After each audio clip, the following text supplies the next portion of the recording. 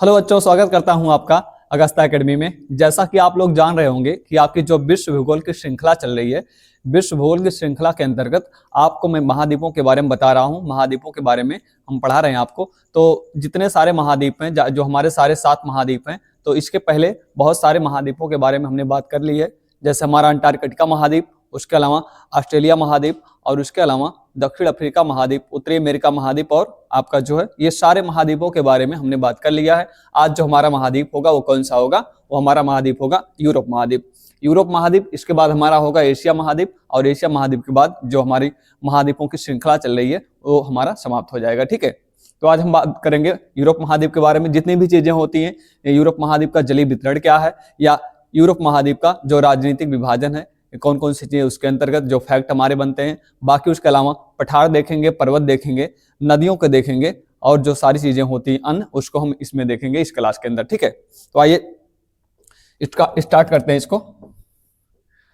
तो पहले हम इसका क्या देखते हैं, जलीय वितरण देखते हैं यूरोप महाद्वीप का। जलीय वितरण,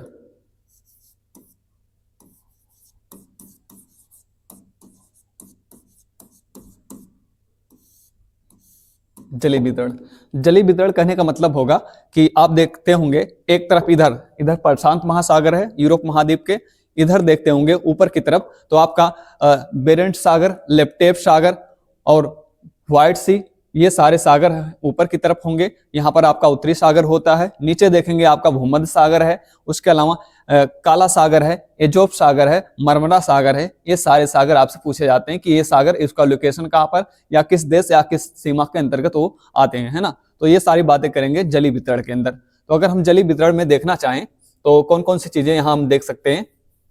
हमने ये कहा आपसे, देखिए ये है प्रशांत महासागर यूरोप महाद्वीप के पश्चिमी छोर पर, प्रशांत महासागर। ठीक है, और यहां देखोगे आप तो ये वाला क्षेत्र हमारा कहलाता है उत्तरी सागर, इसको कहते हैं उत्तरी सागर। और ऊपर देखोगे यहां पर तो ये वाला क्षेत्र कहलाता है, इसको हम कहते हैं बेरेंट सागर, बेरेंट सागर, और इसको कहते हैं लेप्टेव सागर, लेप्टेव सागर। ठीक है, और यहां देखेंगे तो आपका है कारा सागर, लेप्टेव सागर, और इसके मध्य में यहां देखेंगे बीच में, इसको थोड़ा इधर कर देते हैं, यहां है कारा सागर, पहले कारा सागर, और ये है लेप्टेव सागर, लेप्टेव सागर।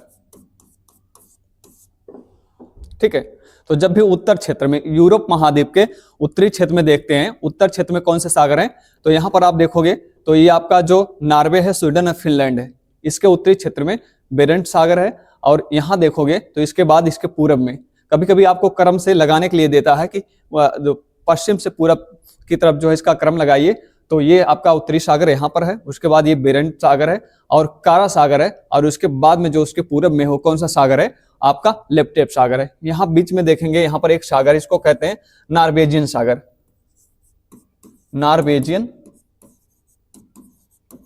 सागर। ठीक है, ये आपका कौन सा है, नॉर्वेजियन सागर है। तो जब उत्तरी छोर में बात किया जाए कि जलीय वितरण के अंतर्गत इस महाद्वीप के, यूरोप महाद्वीप के उत्तरी छोर पर, तो यहां आप उत्तरी सागर बताओगे, ये वाला क्षेत्र जो ब्रिटेन है, और इसके मध्य का जो क्षेत्र ये कहलाता है आपका, इसको हम कहते हैं ये उत्तरी सागर है। ठीक है, ये वाला क्षेत्र कहलाता है आपका नॉर्वेजियन सागर, और ये कहलाता है आपका बेरेंट सागर, ये कहलाता है कारा सागर, बाकी ये वाला क्षेत्र आपका कहलाता है लेप्टेव सागर। ठीक है, और यहां पर प्रशांत महासागर है, ये वाला क्षेत्र आप जानते हैं प्रशांत महासागर का है। बाकी यहां देखेंगे तो ये हमारा भूमध्य सागर है, नीचे की तरफ ये वाला क्षेत्र भूमध्य सागर। ठीक है,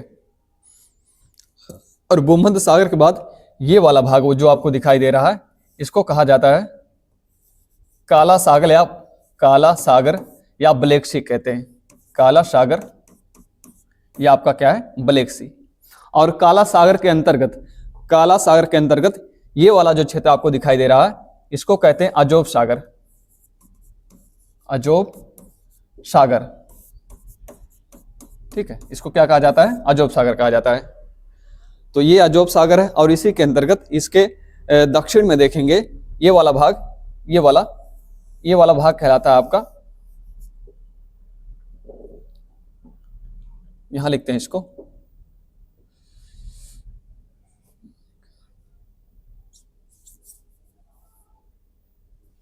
यहां, इसको हम कहते हैं मरमरा सागर।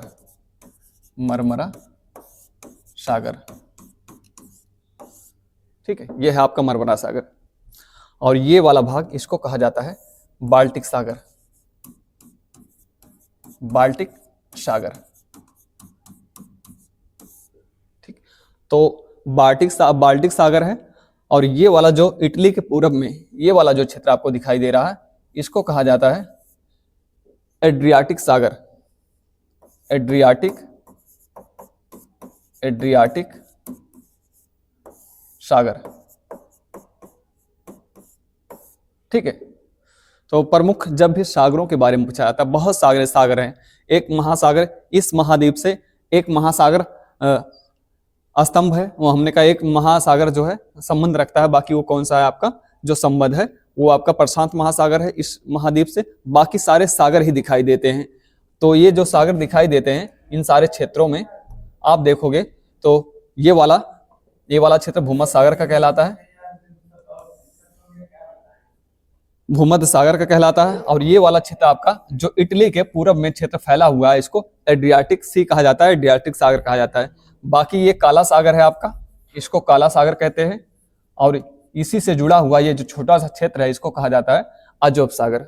और यहाँ पर छोटा सा क्षेत्र जो है, इसको क्या कहते हैं, इसको कहते हैं मरमरा सागर, ठीक है।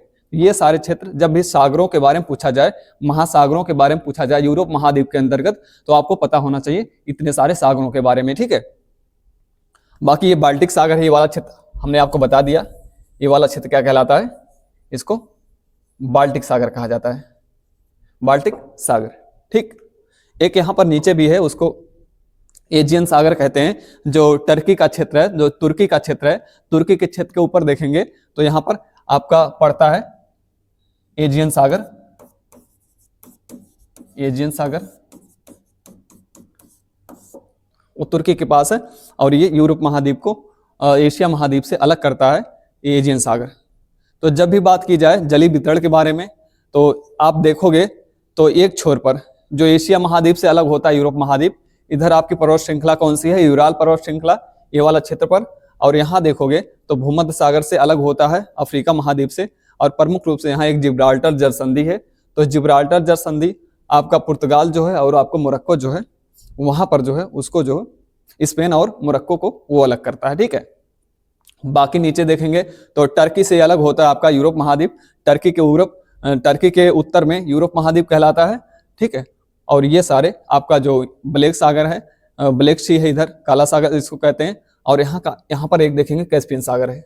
तो कैस्पियन सागर वो आता है आपका एशिया महाद्वीप के अंदर आता है। ये जो आपका काला सागर है, ये आपका यूरोप महाद्वीप के अंतर्गत आता है, ठीक है। तो यहाँ से सागरों को आप देख सकते हैं। इसका स्क्रीनशॉट लेना चाहें तो आप इसका स्क्रीनशॉट ले सकते हैं, ताकि आपको सारे सागरों के बारे में पता हो कौन से सागर कहाँ पर स्थित है, ठीक है। आइए देखते हैं आगे प्रमुख खाड़ियों के बारे में। यहाँ जब भी खाड़ियों की बात की जाएगी तो खाड़ियों के अंतर्गत हम देखेंगे जैसे खाड़ियां, प्रमुख खाड़ियां।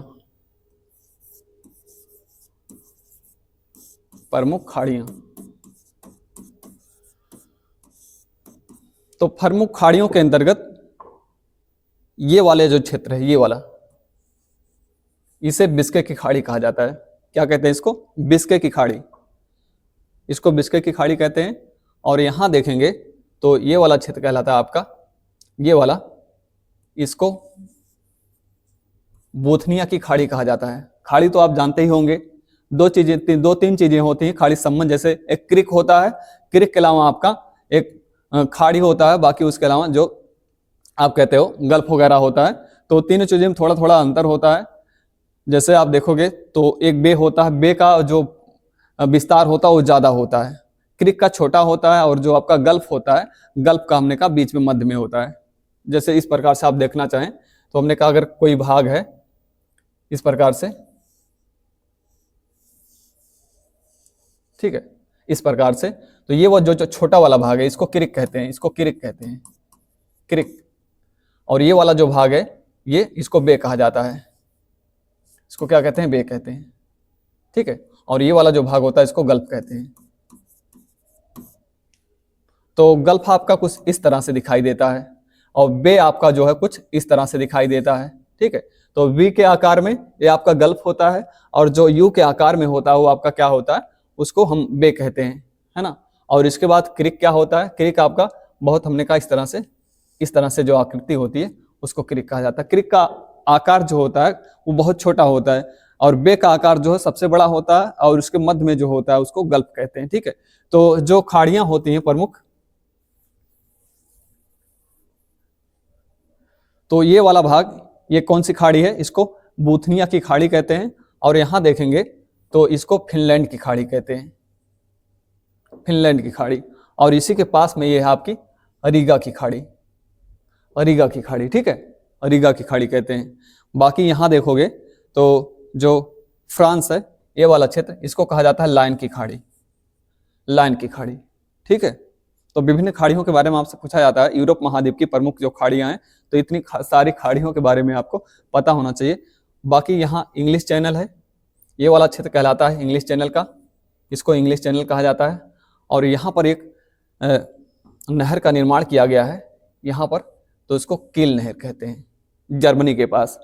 तो ये वाला पार्ट हमने कहा इसको काट कर, ये आप ऊपर देख पा रहे होंगे डेनमार्क है, डेनमार्क और जर्मनी के मध्य में काट कर एक नया नहर का निर्माण किया गया है, इसको कील नहर कहा जाता है। बहुत बार आपसे ऐसा पूछ लिया जाता है कि कील नहर जो है किस महाद्वीप में स्थित है, तो कील नहर आपका किस महाद्वीप के अंतर्गत आता है, तो आपका यूरोप महाद्वीप के अंतर्गत आता है। ये रास्ता बनाया गया ताकि यहाँ से घूम कर ना जाना पड़े, इस नहर के माध्यम से जितने भी हमने कहा जहाज वगैरह आते हैं इस नहर के माध्यम से पास हो पाए, ठीक है। तो हमने ये आपसे बताया कि ये जो देखिए इसको कहा जाता है बिस्के की खाड़ी, बिस्के की खाड़ी, ये बिस्के की खाड़ी है, ठीक। बाकी ये आपका इंग्लिश चैनल है, इंग्लिश चैनल,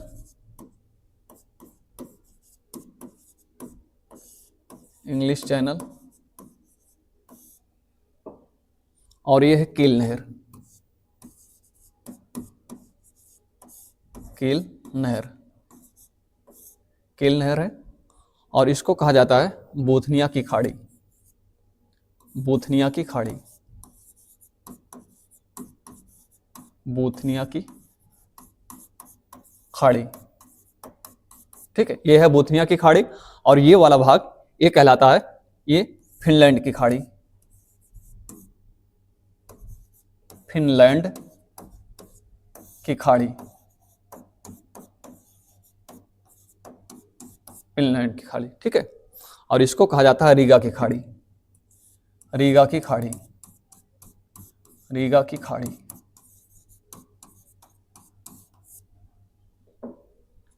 और ये है आपकी लायन की खाड़ी, लायन की खाड़ी, ठीक है। तो जब भी खाड़ियों के बारे में पूछा जाए, लायन की खाड़ी कहाँ पे है, बिस्के की खाड़ी कहाँ पे है, तो आपको पता होना चाहिए ये बिस्के की खाड़ी,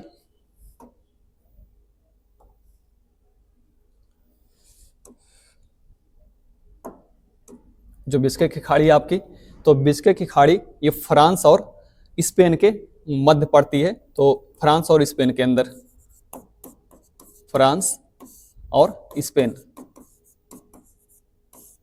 तो फ्रांस और स्पेन का जो तटीय भाग है यहाँ पर किसकी खाड़ी है, बिस्के की खाड़ी। उसके बाद इंग्लिश चैनल, तो इंग्लिश चैनल यहाँ देख पा रहे होंगे, तो आपका यूनाइटेड किंगडम है और फ्रांस के मध्य, यूके, इसको हम यहाँ लिखते हैं ताकि आपको दिखाई दे, इंग्लिश चैनल, यूके और फ्रांस के मध्य, फ्रांस के बीच में। तो यूके और यूनाइटेड किंगडम जो है आपका, फ्रांस जो है, इसके मध्य में इंग्लिश चैनल आपका पड़ता है। बाकी कील नहर डेनमार्क और जर्मनी के मध्य, डेनमार्क और जर्मनी के मध्य। इसको यहां लिखते हैं,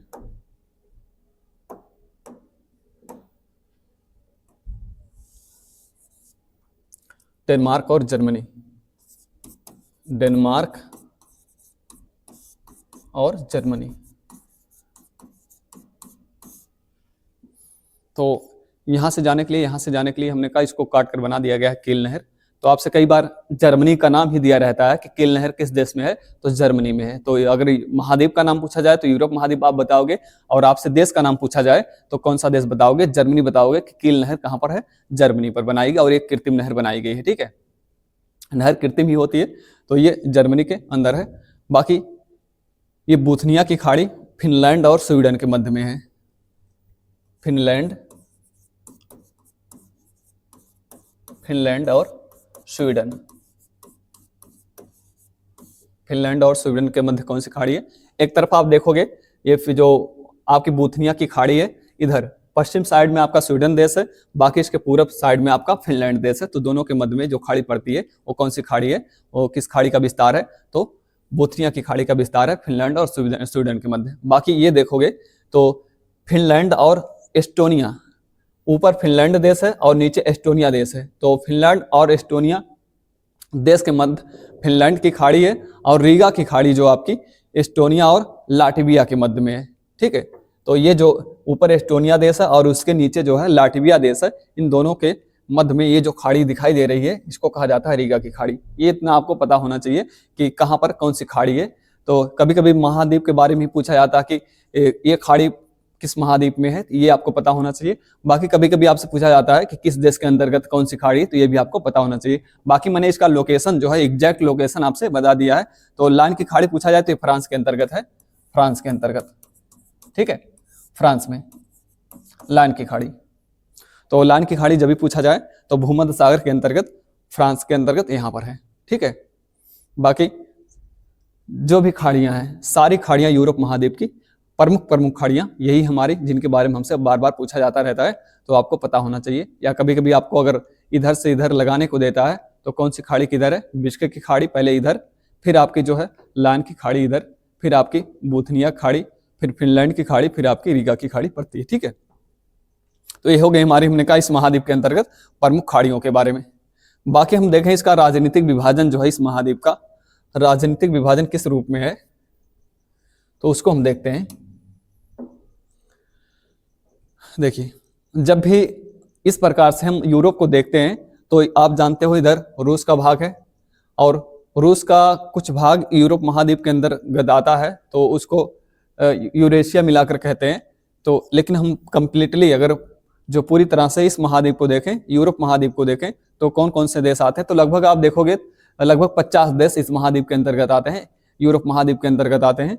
लेकिन प्रमुख देशों की संख्या उतनी नहीं, बहुत सारे छोटे छोटे देश भी हैं। जैसे आप देखोगे आपका ग्रीक है, बुल्गारिया है, हर्जेगोविना है, ये मालडोवा है, ये सारे छोटे छोटे देश हैं। जो सबसे छोटा देश है इस महाद्वीप का वेटिकन सिटी है। तो जब भी पूछा जाता है आपसे सबसे छोटा देश यूरोप महाद्वीप का सबसे छोटा देश कौन सा है, तो सबसे छोटा देश यूरोप महाद्वीप का आपका वेटिकन सिटी है।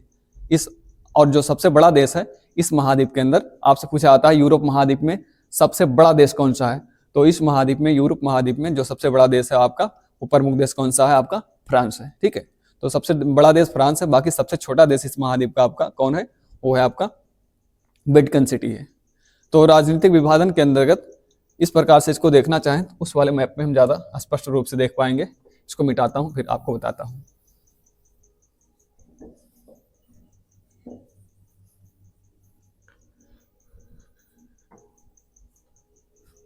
यहां पर एक संगठन है जिसको आप जानते हो, यूरोपीय संघ कहते हैं, यूरोपीय संघ।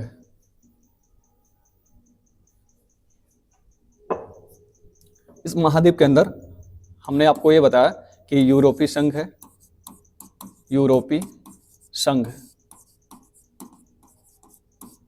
ठीक, यूरोपीय संघ आपका 1993 में बना था। 1993 में इस संघ की स्थापना की गई, जिसको 60 में ईयू कहते हैं,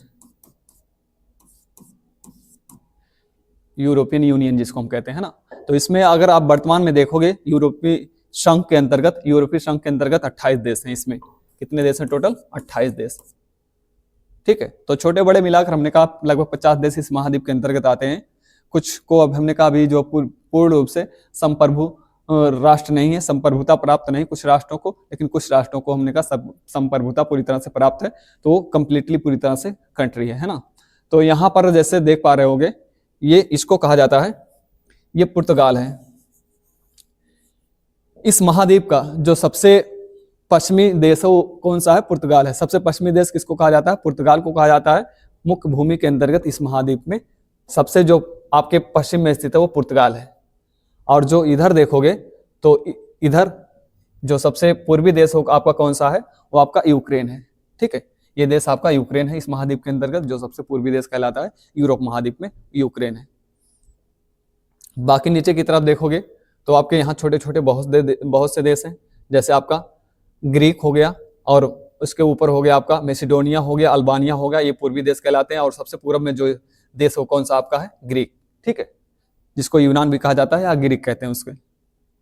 तो देखिए ये वाला आपका जो पुर्तगाल है, पुर्तगाल के पूर्व में देखेंगे तो ये आपका स्पेन देश है, और उसके बाद स्पेन के पूर्व में देखेंगे ये वाला देश आपका कहलाता है फ्रांस देश है, इसको फ्रांस कहते हैं।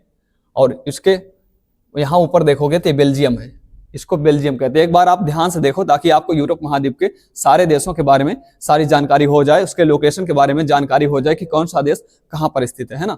उसके बाद ये ऊपर देखोगे तो इसको नीदरलैंड कहते हैं। ये वाला देश आपको नीदरलैंड छोटा छोटा दिखाई दे रहा होगा आपको, लेकिन हमने कहा ये आपको दिखाई दे रहा होगा, और बाकी मैं लोकेट कर रहा हूँ कौन सा देश कहाँ है उसको आप ध्यान से देखिए। उसके बाद ये हुआ आपका जर्मनी, इसको जर्मनी कहा जाता है, ये आपका जर्मनी देश है। ठीक है, और इसी के बीच में देखोगे छोटा सा देश है, इसको लग्जमबर्ग कहते हैं। तो ये वाला देश आपका लग्जमबर्ग है। बाकी ये वाला है डेनमार्क, ये वाला क्षेत्र कहलाता है डेनमार्क का। ठीक, और यहाँ देख पा रहे होंगे आप, ये है पोलैंड आपका, इसके पूरब में जो जर्मनी है, जर्मनी के पूरब में आपका पोलैंड पड़ता है, इसको पोलैंड हम कहते हैं, पोलैंड है। बाकी इसी के नीचे है चेक रिपब्लिक देश, चेक रिपब्लिक जर्मनी और पोलैंड के दक्षिण में पड़ता है। तो जर्मनी और पोलैंड के जो दक्षिण में देश स्थित है उसको चेक रिपब्लिक कहते हैं। और उसके नीचे उसके दक्षिण में, चेक रिपब्लिक के दक्षिण में एक देश है, इसको ऑस्ट्रिया कहा जाता है। ऑस्ट्रेलिया नहीं, ऑस्ट्रिया कहते हैं, जिसकी राजधानी वियना है ना। उसके बाद यहाँ देखोगे स्लोवाकिया है, छोटा सा देश है, पोलैंड के दक्षिण में स्लोवाकिया स्थित है। और स्लोवाकिया के नीचे देखेंगे तो आपका हंगरी है, हंगरी जिसकी राजधानी बुडापेस्ट है ना। तो उसके बाद इसके बगल में देखेंगे ये है आपकी रोमानिया, रोमानिया।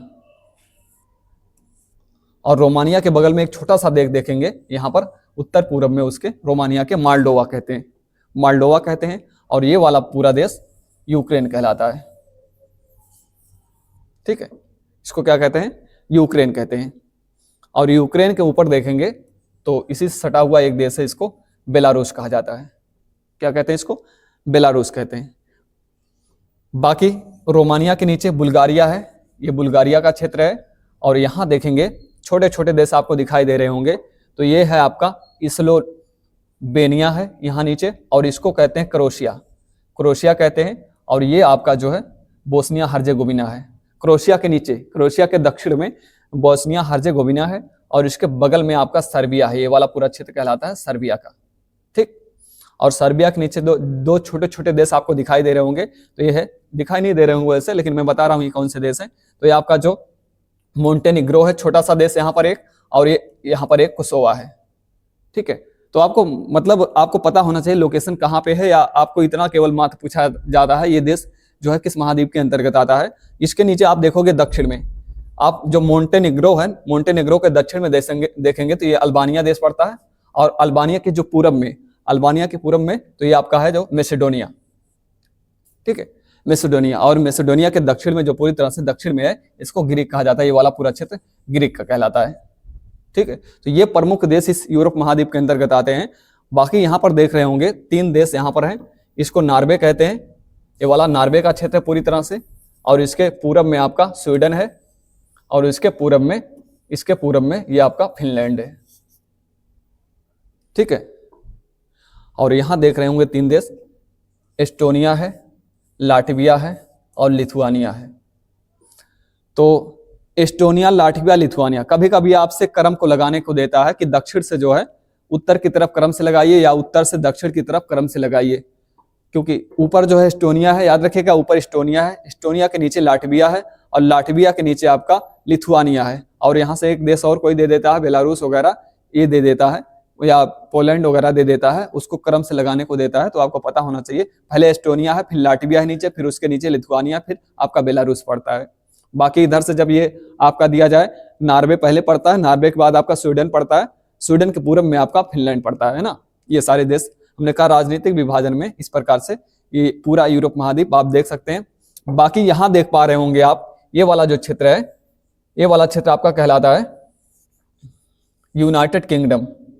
ये वाला पूरा मिलाकर, इसको मिलाकर इसको, ये जो उत्तरी आयरलैंड है, उत्तरी आयरलैंड को मिलाकर कहा जाता है यूनाइटेड किंगडम। तो यहाँ पर एक सुनते होंगे ग्रेट ब्रिटेन। तो ग्रेट ब्रिटेन के अंदर 3 देश आते हैं जो आप देखते होंगे। एक आपका आता है वेल्स, आता है इंग्लैंड, आता है वेल्स, इंग्लैंड और आपका स्कॉटलैंड, ये तीनों को मिलाकर ग्रेट ब्रिटेन कहा जाता है। लेकिन अगर हम आयरलैंड को भी इसमें शामिल कर लेते हैं, उत्तरी आयरलैंड को शामिल कर लेते हैं, तो हो जाता है आपका यूनाइटेड किंगडम। जो आपको मैप में दिखाई दे रहा होगा, ये वाला जो ब्लू कलर में आपको दिखाई दे रहा होगा पूरा पार्ट, इसको कहा जाता है यूनाइटेड किंगडम। तो यूनाइटेड किंगडम के अंदर आपका वेल्स है, उत्तरी आयरलैंड का भाग है, इंग्लैंड का भाग है और स्कॉटलैंड को मिलाकर क्या कहा जाता है, यूनाइटेड किंगडम कहते हैं उसको। ठीक है, उसको हम अलग अलग देखते हैं अभी क्या क्या चीजें हैं यहाँ पर। तो आपने जो लोकेशन देख लिया होगा, इस तरह से सारे देशों का लोकेशन, कोई देश आपसे छूटा नहीं जिसको आपने यहाँ देखा नहीं। एक इटली है यहाँ पर, इसको इटली तो जानते हैं, इस तरह से ये इटली है आपका। बाकी ये स्विट्जरलैंड है। तो स्विट्जरलैंड जर्मनी और फ्रांस और इटली के बीच में एक देश है। जर्मनी, फ्रांस और इटली के बीच में एक देश है, उसको क्या कहा जाता है, उसको स्विट्जरलैंड कहते हैं। ठीक है। तो यूरोप का खेल का मैदान कहलाता है स्विट्जरलैंड। स्विट्जरलैंड को यूरोप के खेल का मैदान कहा जाता है।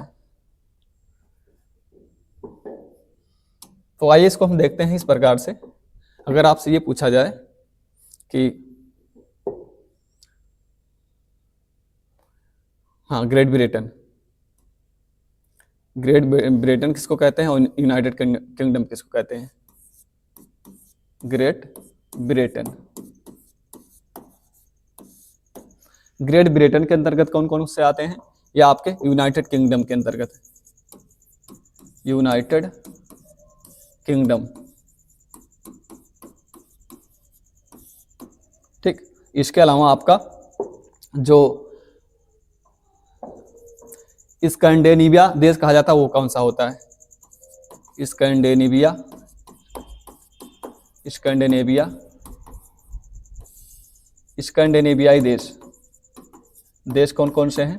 और आपके नॉर्डिक देश कौन कौन से हैं? नॉर्डिक, नॉर्डिक देश और स्कैंडिनेवियाई प्रायद्वीप देश, प्रायद्वीप। इसको ऊपर लिख देते हैं इसके साथ ताकि आपको समझने में आसानी हो। ठीक है।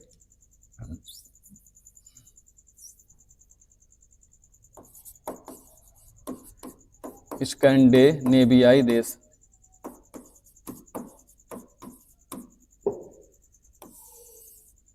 देश। उसके बाद आपका बाल्टिक कंट्री, बाल्टिक देश। और बाल्टिक देश के अलावा आपका जो है निम्न भूमि के देश, निम्न भूमि के देश। ठीक, निम्न भूमि के देश। तो इसको हम जानेंगे कि ग्रेट ब्रिटेन के अंतर्गत कौन कौन से देश आते हैं, यूनाइटेड किंगडम किसको कहा जाता है, या इसके अलावा स्कैंडिनेवियाई देश कौन से कहलाते हैं, या आपके स्कैंडिनेवियाई प्रायद्वीप किसको कहा जाता है, प्रायद्वीप। इसको प्रायद्वीप कहते हैं, प्रायद्वीप, ठीक है। और आपका बाल्टिक कंट्री कौन से, बाल्टिक देश कौन से कहलाते हैं, और निम्न भूमि का देश कौन कौन से हैं यूरोप महाद्वीप के अंदर। तो जब हम इसको देखना चाहें, देखिए इस प्रकार से, जैसे ग्रेट ब्रिटेन, ग्रेट ब्रिटेन किसको कहा जाता है, तो इसके अंदर आप देखोगे तो आपका वेल्स आता है, वेल्स आता है, और वेल्स के अलावा इंग्लैंड आता है, इंग्लैंड, और इंग्लैंड के अलावा आपका आता है स्कॉटलैंड, स्कॉटलैंड। तीनों को मिलाकर, स्कॉटलैंड को, इंग्लैंड को और वेल्स को मिलाकर ग्रेट ब्रिटेन कहा जाता है। बाकी यूनाइटेड किंगडम जो है आपका, यूनाइटेड किंगडम, इसके अंतर्गत जो आपका ग्रेट ब्रिटेन है, मतलब सभी को मिला दें इसको, मतलब वेल्स, इंग्लैंड, इंग्लैंड, इसके अलावा स्कॉटलैंड, स्कॉटलैंड, और स्कॉटलैंड के अलावा आपका उत्तरी आयरलैंड, उत्तरी आयरलैंड, ठीक। इन सभी को मिलाकर वेल्स, इंग्लैंड, स्कॉटलैंड या आयरलैंड, या हम केवल इतना लिख सकते थे ग्रेट ब्रिटेन, ग्रेट ब्रिटेन लिख देते तो पूरा सारा आ जाता इसके अंतर्गत। तो ये वेल्स, इंग्लैंड, स्कॉटलैंड, आयरलैंड, सभी को मिलाकर क्या कहा जाता है, सभी को मिलाकर यूनाइटेड किंगडम कहते हैं। बाकी स्कैंडिनेवियाई देश कौन कौन से हैं, तो इसके अंदर आप देखोगे तो आपका जो नॉर्वे है, स्वीडन है, स्वीडन है, फिनलैंड है, फिनलैंड है, इसके अलावा आपका आइसलैंड है, आइसलैंड है, और डेनमार्क है, डेनमार्क। ये पांचों देश मिलकर आपके स्कैंडिनेविया के देश कहलाते हैं, ठीक है। और स्कैंडिनेवियाई जो प्रायद्वीप है, इसके स्कैंडिनेवियाई प्रायद्वीप के अंतर्गत 3 देश आते हैं। जैसे आप देखोगे तो आपका नॉर्वे है, नॉर्वे, स्वीडन है,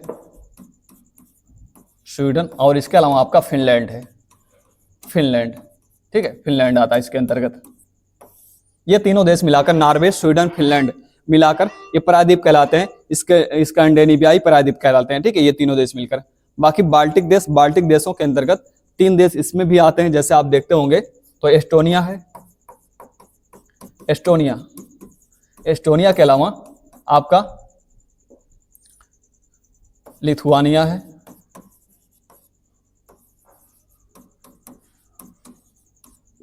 लिथुआनिया, और लाटविया, लाटविया, लाटविया। ये तीनों देश मिलकर क्या कहलाते हैं, तीनों देश मिलकर कहलाते हैं आपके बाल्टिक कंट्री या बाल्टिक देश कहलाते हैं। बाकी निम्न भूमि का देश, निम्न भूमि के देश के अंतर्गत 3 देश आते हैं, जैसे आप देखते होंगे, एक आपका नीदरलैंड, नीदरलैंड, और इसके अंतर्गत लग्जमबर्ग, लग्जमबर्ग, और आपका है बेल्जियम, बेल्जियम, ठीक है।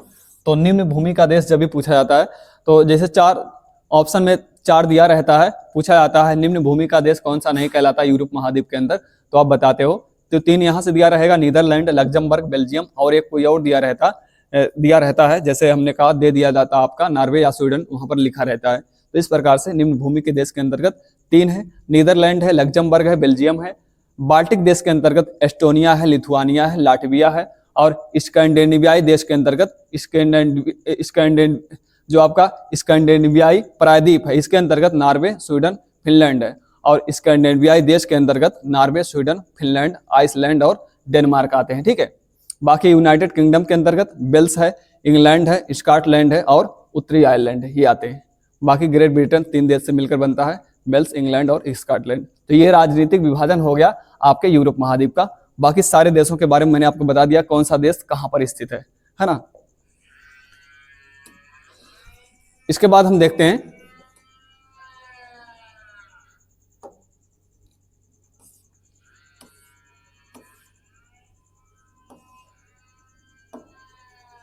इस महाद्वीप के प्रमुख पठार एवं पर्वत, प्रमुख पठार एवं पर्वत।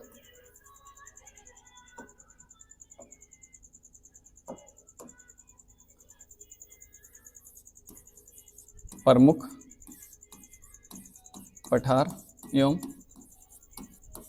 पर्वत। तो देखिए जो प्रमुख पठारों और पर्वतों के बारे में देखें इस महाद्वीप के, तो आप यहां देखोगे जैसे जो प्रमुख पर्वतों का विस्तार है इस महाद्वीप में, देखिए यहां पर जो फ्रांस है और जर्मनी है, यहां पर एक पर्वत का विस्तार है, इसकी सीमा पर एक पर्वत का विस्तार है, इसे कहा जाता है बाहजेस पर्वत। क्या कहते हैं इसको, सॉरी यहाँ पर इसको मैंने यहाँ बना दिया, यहाँ पर जर्मनी और फ्रांस यहाँ पर है ना, जर्मनी इधर है फ्रांस इधर है, तो जर्मनी और फ्रांस की सीमा पर कौन सा पर्वत है, वो बाहजेस पर्वत है। और इसकी सीमा पर स्पेन और फ्रांस की सीमा पर यहाँ पर एक पर्वत का विस्तार है, इस पर्वत को कहा जाता है पेरेनीज पर्वत, इसको पेरेनीज पर्वत कहते हैं। और यहाँ स्विट्जरलैंड के अंदर देखेंगे एक पर्वत है, इसको जूरा पर्वत कहा जाता है। कौन सा पर्वत कहते हैं इसको, जूरा पर्वत कहते हैं। बाकी यहाँ देखोगे जर्मनी के अंदर एक पर्वत है, इसको ब्लैक फॉरेस्ट पर्वत कहा जाता है, जो पूरी दुनिया में हमने कहा ब्लैक फॉरेस्ट के नाम से मशहूर है, तो इसको ब्लैक फॉरेस्ट कहा जाता है। इसके अलावा एक हार्ज पर्वत है, इसी देश के अंदर जर्मनी के अंदर एक हार्ज पर्वत है। और यहाँ देखोगे तो इसके नीचे यहाँ पर तो एक यहाँ पर काकेकस पर्वत है, काकेकस पर्वत श्रृंखला कहा जाता है, इसको काकेकस पर्वत श्रृंखला कहते हैं यूरोप महाद्वीप के अंदर। और उसके बाद यहाँ देखोगे तो ये वाला क्षेत्र कहलाता है यूराल पर्वत का, ठीक है, यूराल पर्वत। जर्मनी में एक पर्वत और है, इसको बावेरिया पर्वत श्रृंखला कहा जाता है, बावेरिया पर्वत श्रृंखला। तो जब भी इस महाद्वीप के, यूरोप महाद्वीप के पर्वत श्रृंखलाओं के बारे में पूछा जाए तो इतने पर्वत के बारे में आपको अवश्य पता होना चाहिए कि कौन से प्रमुख पर्वत इस महाद्वीप के अंतर्गत आते हैं। बाकी ये जो प्रमुख पर्वत यहाँ पर और है उसको कहा जाता है आल्प्स पर्वत, यहाँ फ्रांस के अंतर्गत सॉरी आल्प्स पर्वत, ठीक है। तो इसको हम देखते हैं।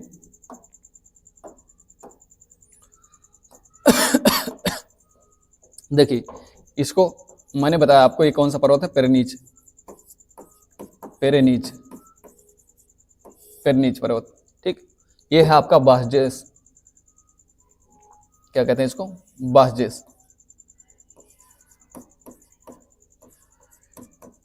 बाहजेस। और ये है आपका बावेरिया, और ये है ब्लैक फॉरेस्ट पर्वत, ब्लैक फॉरेस्ट। और ये है हार्ज पर्वत, हार्ज पर्वत श्रृंखला, ठीक है। इसको कहा जाता है स्विट्जरलैंड के अंदर जो है जूरा पर्वत। और ये है आपका आल्प्स, इसको हम आल्प्स कहते हैं, आल्प्स। और इसको कहा जाता है काकेसस, ठीक है, काकेसस। और ये हुई यूराल पर्वत श्रृंखला, यूराल।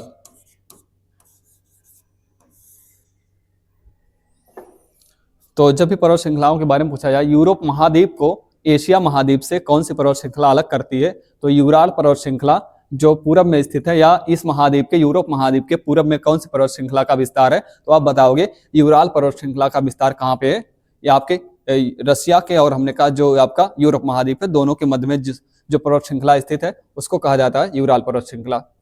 बाकी काकेकस है आपका, काकेकस पर्वत श्रृंखला यहाँ है, ये इसका विस्तार जो इस महाद्वीप के, यूरोप महाद्वीप के दक्षिण में ये वाला क्षेत्र कहलाता है काकेकस पर्वत श्रृंखला का। और काकेकस पर्वत श्रृंखला पे आप देखोगे जो सबसे ऊंची चोटी है इसको कहा जाता है माउंट एलब्रुज,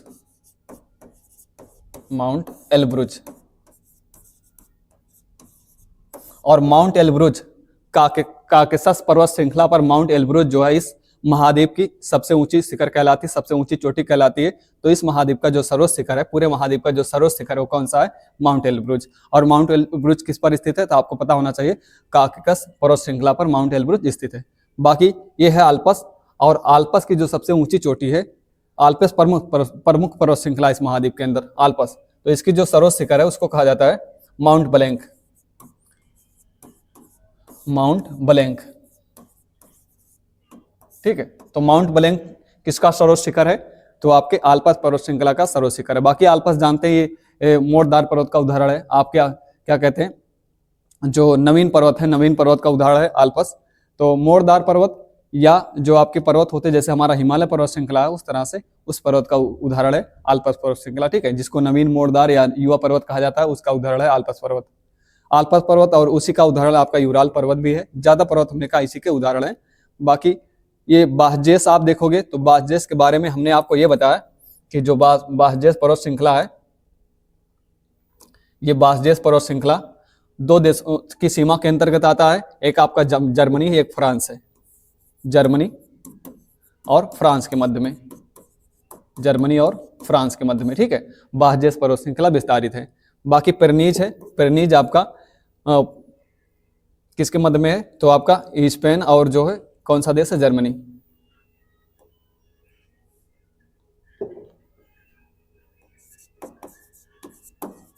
स्पेन, जर्मनी, ठीक है। एक मिनट,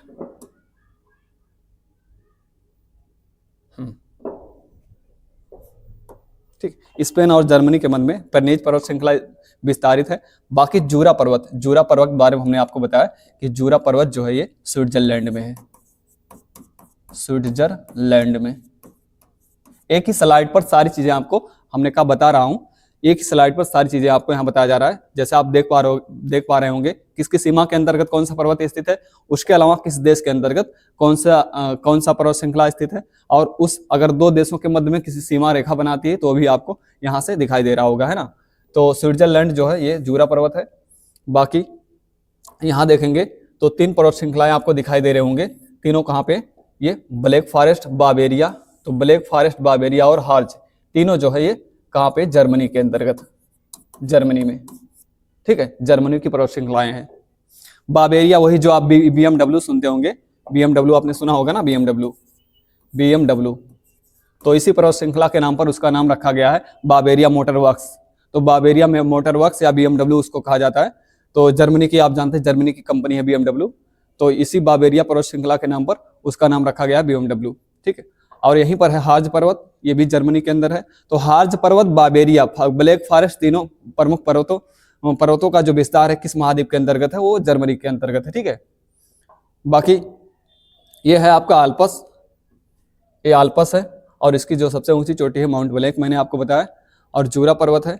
और यहाँ पर है आपका काकेशस पर्वत श्रृंखला। तो काकेशस आपका ये कुछ भाग इसका यहाँ पर पड़ता है, ठीक है, और कुछ भाग इसका आप देखोगे तो यूक्रेन के अंतर्गत आता है ये काकेशस पर्वत श्रृंखला का, ठीक है, यूरोप महाद्वीप के अंतर्गत। तो ये सारी बातें हमने कहा, जो पर्वतों के बारे में इतनी सारी बातें आपको यहाँ से पता होना चाहिए कि कौन सा पर्वत श्रृंखला किस सीमा के अंतर्गत आता है या उन किन दो देशों के मध्य स्थित है, तो आपको अवश्य पता होना चाहिए, ठीक है। आगे देखते हैं, जो पर्वत श्रृंखलाओं के बाद यहाँ के एक पठार यहाँ याद रखिएगा, यहाँ पर उसको कहा जाता है मेसेटा का पठार, मेसेटा का पठार, और ये स्पेन के अंदर स्थित है। कहाँ पे? स्पेन में, मेसेटा का पठार, ठीक। चलिए आगे बात करते हैं प्रमुख नदियों के बारे में। इस महाद्वीप के अंदर, यूरोप महाद्वीप के अंदर जो प्रमुख नदियां प्रवाहित होती हैं, प्रमुख नदियां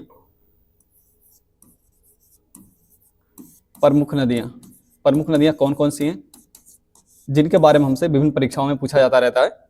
तो प्रमुख नदियों में जब भी आपसे पूछा जाए इस महाद्वीप के अंदर, यूरोप महाद्वीप के अंदर जो सबसे बड़ी नदी है वो कौन सी है, तो इस महाद्वीप की जो सबसे बड़ी नदी है वो कौन सी है, ये पूछा जाता है। तो आप देखेंगे तो यहाँ पर रूस की जो सीमा है, यहाँ पर 2 नदियां प्रवाहित होती है। एक आपकी यूराल नदी है और दूसरी नदी जो है वोल्गा नदी। तो वोल्गा नदी यूरोप महाद्वीप के अंतर्गत, वोल्गा नदी इस महाद्वीप के अंदर सबसे बड़ी नदी कहलाती है, वोल्गा नदी, ठीक है। तो यहाँ देखेंगे 2 नदियों का विस्तार है इस प्रकार से,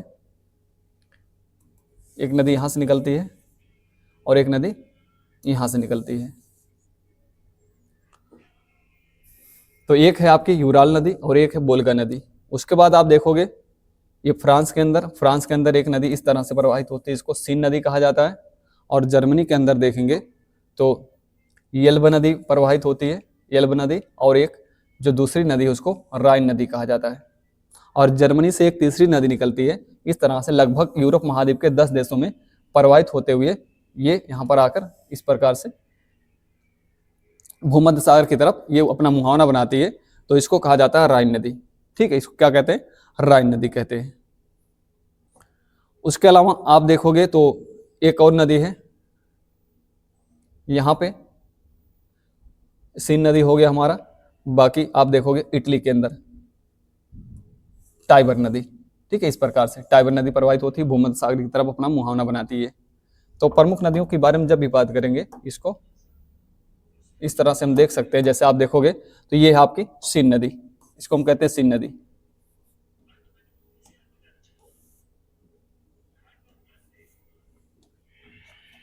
इसको कहा जाता है सीन नदी। सीन नदी फ्रांस के अंदर। ठीक है, और ये है आपकी टाइबर नदी, टाइबर नदी, टाइबर नदी। और इसको कहा जाता है डेन्यूब नदी, डेन्यूब नदी। ये है राइन नदी आपकी, राइन नदी। और इसको कहा जाता है, राइन नदी हो गई, डेन्यूब नदी हो गई, और स्प्री नदी, स्प्री नदी जर्मनी के अंदर। ठीक है, इसके अलावा इसको कहा जाता है बोल्गा नदी, बोल्गा नदी, ये वाली बोल्गा नदी है। और इसके पूर्व में हमने कहा ये वाली नदी, इसको कहते हैं यूराल नदी, यूराल नदी। ठीक है, और यहां देखेंगे जो आपका ब्रिटेन है, यहाँ पे ब्रिटेन के अंदर, और यहाँ आपका आयरलैंड है। तो यहाँ पर आप इस तरह से लंदन जिस नदी के किनारे तट पर बसा हुआ, जिस नदी के तट पर बसा हुआ लंदन, तो ये टेम्स नदी है, इसको टेम्स नदी कहा जाता है। क्या कहते हैं इसको? हम टेम्स नदी कहते हैं। और टेम्स नदी, लंदन जो शहर है टेम्स नदी के तट पर ही बसा हुआ है। या और टेम्स नदी कहाँ प्रवाहित होती है? तो इंग्लैंड के अंदर, या हमने कहा ब्रिटेन के अंदर ये प्रवाहित होती है। ठीक है, तो ये प्रमुख नदियां हैं इस महाद्वीप के अंतर्गत जो प्रवाहित होती हैं। तो इनकी जो प्रमुख विशेषताएं हैं, टाइबर नदी हो गया, चाहे सीन नदी हो गया, या स्प्री नदी हो गया, राइन नदी हो गया, यूराल नदी हो गया, बोल्गा नदी, ये हमको पता होना चाहिए, और डेन्यूब नदी। बाकी एक नदी और है, उसको विस्चुला कहा जाता है। जो विस्चुला नदी है वो पोलैंड के अंदर, यहाँ विस्चुला, विस्चुला, ठीक, पोलैंड में प्रवाहित होती है, पोलैंड में बहती है, उसको विस्चुला नदी कहते हैं। तो जब भी नदियों के बारे में आपसे पूछा जाए तो डेन्यूब नदी, टाइबर नदी इस महाद्वीप के, स्प्री नदी, शीन नदी, टेम्स नदी, विस्चुला नदी, बोल्गा नदी और यूराल नदियों के बारे में आपको पता होना चाहिए। और इसको हम इस प्रकार से देख लेंगे। तो इसकी जो विशेषताएं हैं,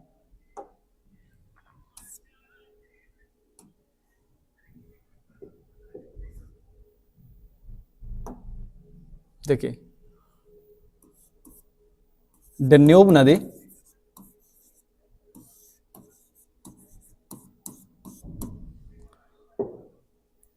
उसके बाद आपका बोल्गा नदी, बोल्गा नदी, टेम्स नदी, टेम्स नदी के अलावा टाइबर नदी,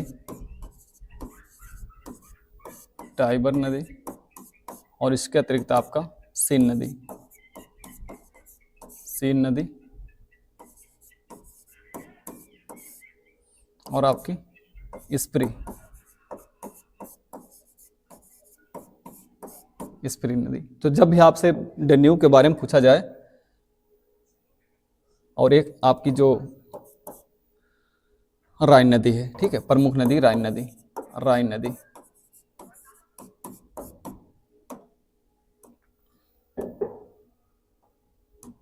तो देखिए डेन्यूब नदी 10 देशों से होकर बहती है यूरोप में, 10 देशों से होकर बहती है, 10 देशों से होकर प्रवाहित होती है यूरोप महाद्वीप के। विश्व में हमने कहा कोई नदी जो बहुत सारे देशों से होकर प्रवाहित होती है वो डेन्यूब नदी है। मतलब 10 देशों से होकर कोई भी, पूरी दुनिया में हमने कहा पूरे विश्व में कोई भी नदी 10 देशों से होकर प्रवाहित नहीं होती। एकमात्र नदी है जो 10 देशों से होकर प्रवाहित होती है, सबसे ज्यादा देशों से होकर प्रवाहित होती है, वो आपकी कौन है? वो आपकी डेन्यूब है। ठीक है, तो 10 देशों से होकर प्रवाहित होती है डेन्यूब नदी। और इसकी खास विशेषता है तो यूरोप महाद्वीप के 5 देशों की राजधानियां, 5 देशों की राजधानियां इसके तट पर बसे हुए हैं। जैसे आप देखोगे तो आपका यूगोस्लाविया हुआ, या उसके अलावा स्लोवाकिया हुआ, हंगरी हुआ, है ना, ये सारे जो देशों की राजधानियां हैं इसी के किनारे बसे हुए हैं। जैसे हम इसको देख सकते हैं यहाँ, अभी आगे देख लेते हैं इसको। पहले वोल्गा नदी देखिएगा। वोल्गा नदी की विशेषता है कि ये यूरोप महाद्वीप की सबसे बड़ी नदी कहलाती है।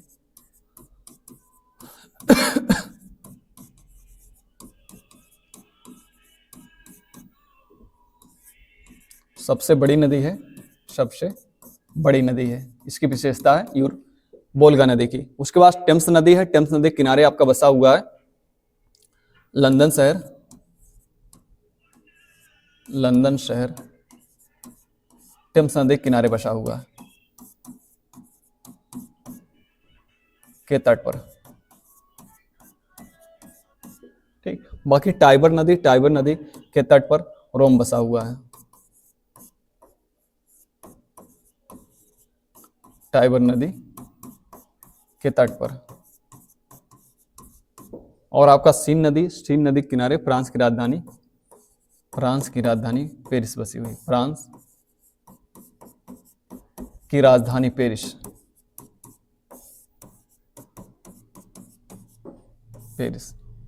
और आपकी स्प्री नदी के किनारे बर्लिन शहर बसा हुआ है। बर्लिन, जो जर्मनी की राजधानी है, बर्लिन।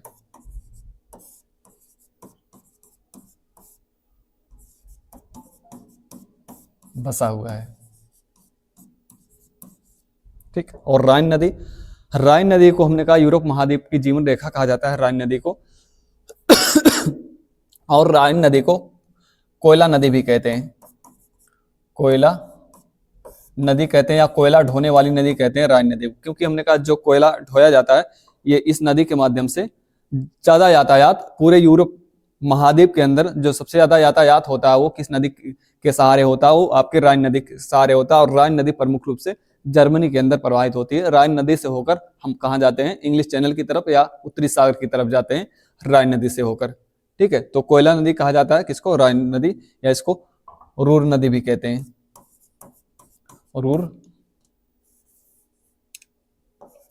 रूर नदी भी कहा जाता है इसको। ठीक है, तो जब भी प्रमुख नदियों के बारे में इस महाद्वीप को पूछा जाए तो इतनी बातें आपको यहाँ से अवश्य पता होनी चाहिए। ये हो गई हमारी नदियां। इसके बाद देखते हैं जो प्रमुख कृषि और यहाँ के जो प्रमुख जनजातियां हैं उनके बारे में।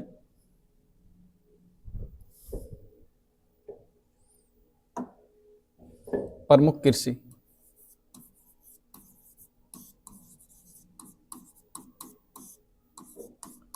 एवं जनजातियां।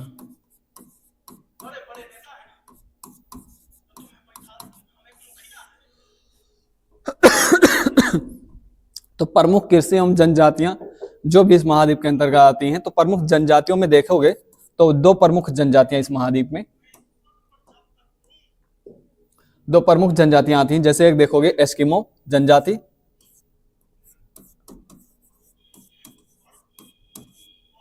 एस्किमो जनजाति एवं एस्किमो के अलावा युकाधिर है, युकाधिर। एस्किमो जनजातियां और युकाधिर जनजातियां, 2 जनजातियां प्रमुख रूप से इस यूरोप महाद्वीप के अंदर निवास करती हैं। बाकी कृषि के अंतर्गत देखोगे तो यहाँ की जो प्रमुख कृषि के अंतर्गत तो यहाँ घास के मैदान आप जानते हैं जो स्टेपीज टाइप के घास के मैदान है, तो प्रमुख स्टेपीज घास के मैदानों के अंतर्गत गेहूं की कृषि ज्यादा की जाती है। तो प्रमुख घास के मैदान, घास के मैदान, तो प्रमुख घास के मैदानों के अंतर्गत जैसे एक आपका पुष्टाज है, पुष्टाज के अलावा आपका स्टेपीज है, पुष्टाज और स्टेपीज।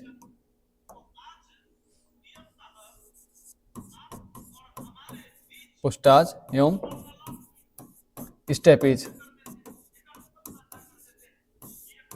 ठीक। तो जब ये पूछा जाए पुष्टाज स्टेपीज, पुष्टाज तो प्रमुख रूप से हंगरी के अंदर, ये हंगरी के अंदर इसका विस्तार है, हंगरी देश के अंदर पुष्टाज घास के मैदान का। और स्टेपीज जो है पूरे यूरोप महाद्वीप के कई देशों के अंतर्गत आती है, तो ये यूरोप महाद्वीप के अंतर्गत स्टेपीज का विस्तार है यूरोप। जैसे परेरीज उत्तरी अमेरिका महाद्वीप के अंदर शीतोष्ण घास का मैदान है, उसी प्रकार से इस पुष्टाज और स्टेपीज दोनों कैसे घास के मैदान है, शीतोष्ण घास के मैदान है, ठीक है।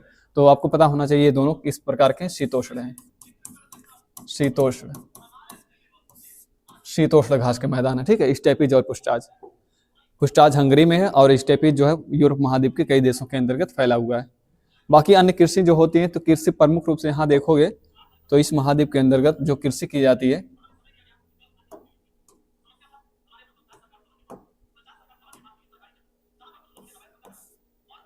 प्रमुख कृषि के अंतर्गत, प्रमुख कृषि, तो प्रमुख कृषि में जैसे आप देखते होंगे गेहूं की कृषि होती है, और गेहूं की कृषि के अलावा यहाँ पर जो कृषि की जाती है, जैसे रसीले फलों का, जो रसीले फल होते हैं, रसदार फल होते हैं, और उसके जैसे संतरा हुआ, आपका अनानास हुआ, ये सारे उत्पादन यहाँ किए जाते हैं। उसके अलावा अंगूर का उत्पादन ज़्यादा होता है इस महाद्वीप के अंदर। अंगूर से शैंपेन शराब बनाई जाती है, जो प्रमुख रूप से शैंपेन शराब विश्व में मशहूर है, वो स्पेन और क्या कहते हैं फ्रांस और इटली का जो शैंपेन होता है वो मशहूर है। तो ये अंगूर की खेती वहाँ ज़्यादा होती है और उससे जो है शराब बनाई जाती है। तो प्रमुख कृषि के अंतर्गत यहाँ देखोगे तो गेहूँ,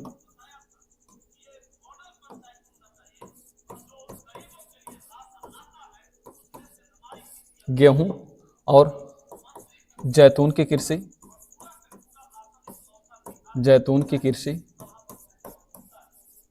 और जैतून की कृषि के अलावा हमने ये कहा अंगूर की कृषि, अंगूर की,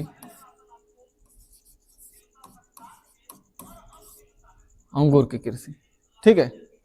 तो प्रमुख कृषि के अंतर्गत गेहूं, जैतून की कृषि और अंगूर की कृषि की जाती है इस महाद्वीप के अंदर, और बहुत सारे अन्य रसदार फलों का, अन्य रसदार फल। आप जानते हैं भूमध्य सागरीय क्षेत्र है, जो हमारा भूमध्य सागर है, यूरोप महाद्वीप के दक्षिण में जो भूमध्य सागर है, भूमध्य सागरीय जलवायु जहाँ होती है आप जानते हैं वहाँ रसदार फल ज़्यादा हमने कहा होते हैं। तो ज़्यादा रसदार फल भूमध्य सागरीय जलवायु में होता है, तो यहाँ रसदार फलों का उत्पादन होता है। बाकी गेहूं की कृषि, जैतून की कृषि और अंगूर की कृषि की जाती है। आप जानते होंगे फ्रांस को जो है किसानों का देश भी कहा जाता है। आपसे ऐसा प्रश्न पूछा जाता है तो फ्रांस को किसानों का देश कहते हैं, तो फ्रांस को याद रखिएगा, फ्रांस को किसानों का देश कहा जाता है। फ्रांस को, फ्रांस को किसानों का देश, किसानों का देश कहा जाता है, कहा जाता है, ठीक है। तो यूरोप महाद्वीप के अंदर किसानों का देश को कहते हैं, फ्रांस को कहते हैं। इसके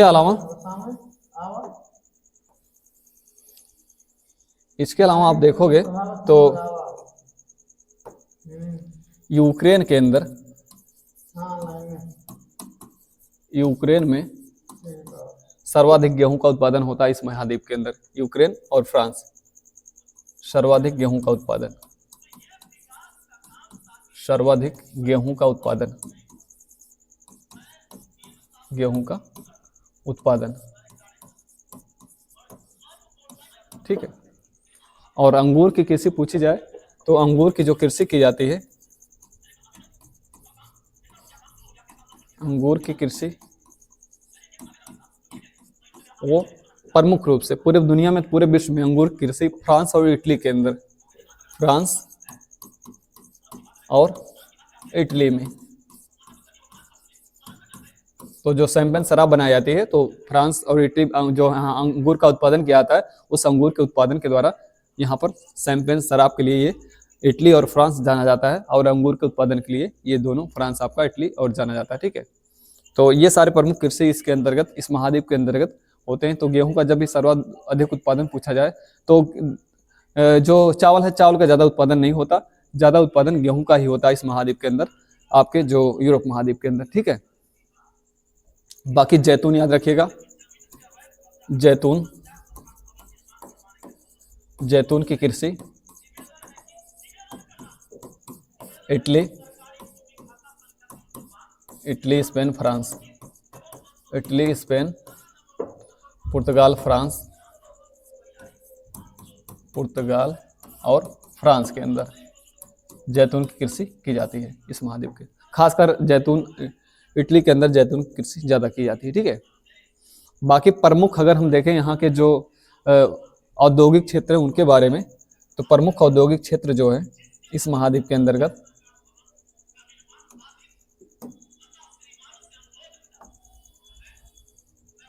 प्रमुख औद्योगिक क्षेत्र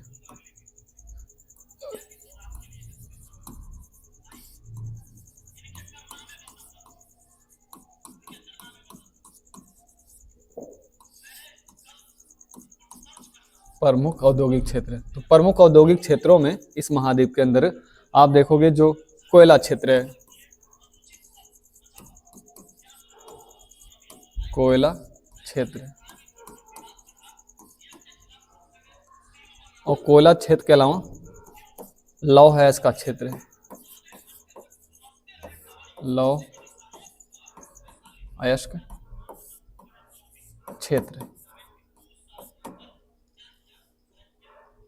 तो कोयला क्षेत्र इस महाद्वीप के अंदर जो कोयले का निष्कासन होता है, कोयले का उत्पादन होता है या कोयला निकाला जाता है, तो इन प्रमुख क्षेत्रों में जैसे आप देखते होंगे कोयला क्षेत्र, तो रार क्षेत्र जर्मनी का,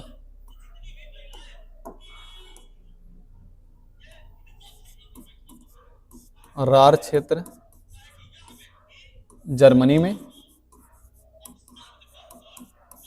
और कुजवासा क्षेत्र जो है वो रूस के अंदर, मतलब जो रूस वाला पार्ट है यूरोप महाद्वीप के अंदर, कुजवासा क्षेत्र है, कुजवासा क्षेत्र रूस के अंदर। ठीक है, तो रार क्षेत्र कोयला के लिए जाना जाता है। बहुत बार आपसे पूछा जाता है रार क्षेत्र किसके लिए जाना जर्मनी में, तो कोयला के लिए। कुजवासा क्षेत्र ये रूस के अंतर्गत आता है, ये भी कोयला के लिए जाना जाता है। बाकी आप देखोगे लंकाशायर क्षेत्र है, लंकाशायर, और लंकाशायर ये आपका ब्रिटेन के अंदर पड़ता है, ब्रिटेन में। तो लंकाशायर का क्षेत्र ये भी आपका किसके लिए जाना जाता है, तो ये आपका जाना जाता है कोयला क्षेत्र के लिए। ठीक है, उसके बाद लौह अयस्क है, और लौह अयस्क का जो क्षेत्र है लौह अयस्क के लिए, उसमें आप देखोगे तो लौह अयस्क के क्षेत्रों के अंतर्गत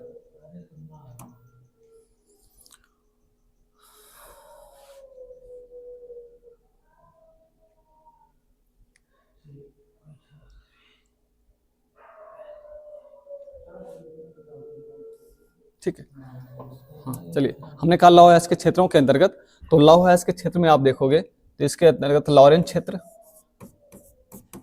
लॉरेन क्षेत्र, और ये लॉरेन क्षेत्र जो फ्रांस का है, फ्रांस के अंदर पड़ता है लॉरेंस, और ये प्रमुख रूप से लौह अयस्क के लिए जाना जाता है लॉरेन का क्षेत्र। ठीक है, और लॉरेंस के अलावा आप देखोगे तो जो आपका किरवो राग है, किरवाय राग, ये यूक्रेन के अंदर पड़ता है,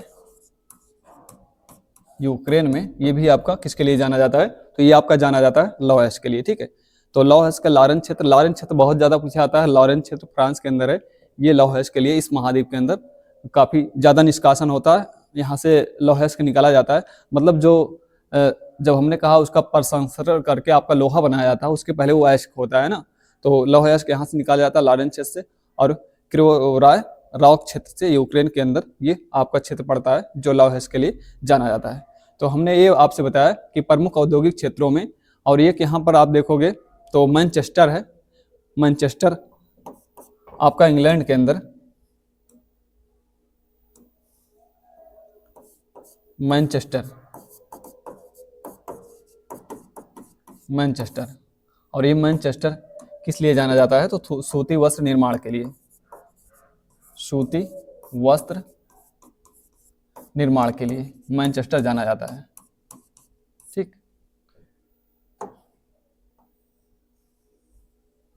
सूती वस्त्र निर्माण के लिए। तो ये हो गया हमारा मैनचेस्टर सूती वस्त्र निर्माण के लिए। और एक है मिलान शहर, मिलान, और ये है जर्मनी में मिलान, जर्मनी के अंदर मिलान। तो मिलान जो जर्मनी के अंदर है ये भी सूती वस्त्र निर्माण के लिए जाना जाता है। सूती वस्त्र निर्माण, सूती वस्त्र निर्माण, ठीक है, मिलान क्षेत्र। तो प्रमुख रूप से ये यूरोप के अंदर औद्योगिक क्षेत्र हैं जिनके बारे में आपसे पूछा जाता है। तो हमने यूरोप महाद्वीप का सारी चीज़ें देखी, जैसे हमने कहा जलीय वितरण, उसका राजनीतिक विभाजन, बाकी उसके अलावा जो प्रमुख पठार हैं, नदियां हैं और पर्वत हैं, और उसके अलावा जो यहाँ की कृषि है, और कृषि के अलावा जो प्रमुख औद्योगिक क्षेत्र हैं उनके बारे में हमने यूरोप महाद्वीप के बारे में देखा। ठीक है, तो हमारी जो परीक्षाएं हैं, जो परीक्षाओं के अंतर्गत सारे फैक्ट आपको यूरोप महाद्वीप से पूछे जाते हैं, जितने फैक्ट आते हैं तो आप क्लास को पूरा देखोगे तो यहाँ तक हमने कहा जो भी चीज़ें आपसे पूछी जाएंगी आने वाली परीक्षाओं में तो सारे यहाँ से आपके कवर हो जाएंगे। तो इसके पहले सारे महाद्वीप हो गए। हमारा कौन सा महाद्वीप था तो हमारा 6वां महाद्वीप था, और इसके बाद हमारा जो महाद्वीप होगा वो 7वां महाद्वीप और अंतिम महाद्वीप होगा एशिया महाद्वीप। तो कल हम देखेंगे एशिया महाद्वीप के बारे में। एशिया महाद्वीप के बारे में जितने फैक्ट बनते हैं परीक्षाओं में पूछी जाती हैं, सारी चीज़ें जितने भी क्वेश्चन आते हैं एशिया महाद्वीप के बारे में, जो भी चीज़ें पूछी जाती हैं उसके बारे में हम कल बात करेंगे। आज के लिए इतना ही, तब तक के लिए थैंक यू वेरी मच।